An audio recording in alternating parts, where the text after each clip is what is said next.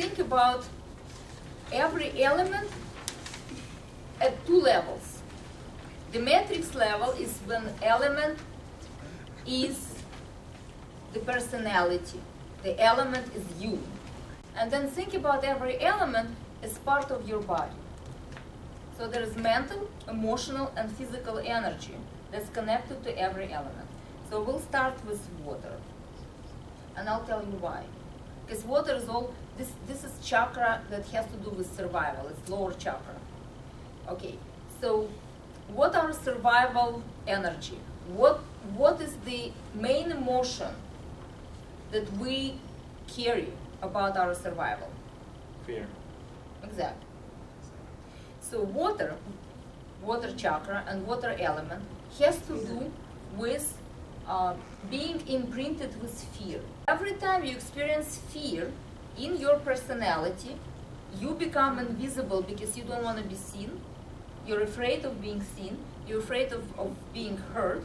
And you're afraid of being present 100% in your world. So what happens then is the fear is usually transmitted through the sound. It's very ancient. When we were living in the forest, in a cave, how would we know what's going on? We would listen in the darkness, right? So we have this ear, like, what's going on? What's going on?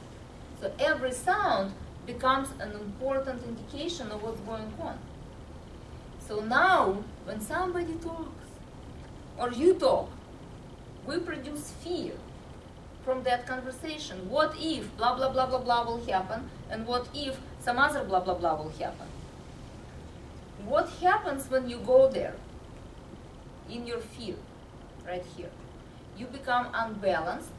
Instead of bringing light to whatever you know and reflect, water is a reflective surface, right? Instead of that, it goes into fear. Did you see water like that? When it goes into fear, into disturbance? Can you see clearly what's going on? No. All right. So, and then it affects your kidneys. And right above kidneys, there's adrenal glands, right? So as soon as you feel fear and your water gets unbalanced, that element, adrenaline goes into your system, the rest of your system shut down. Why? Because it's a survival mechanism. You now have to run, or fight, or hide, or do whatever you need to do for your survival, right?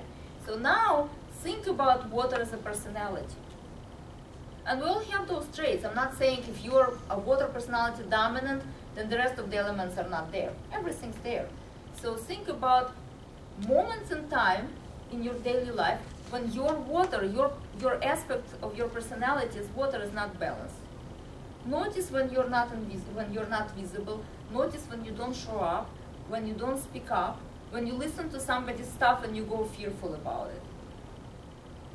Can you then look at life and be philosophical about it? No.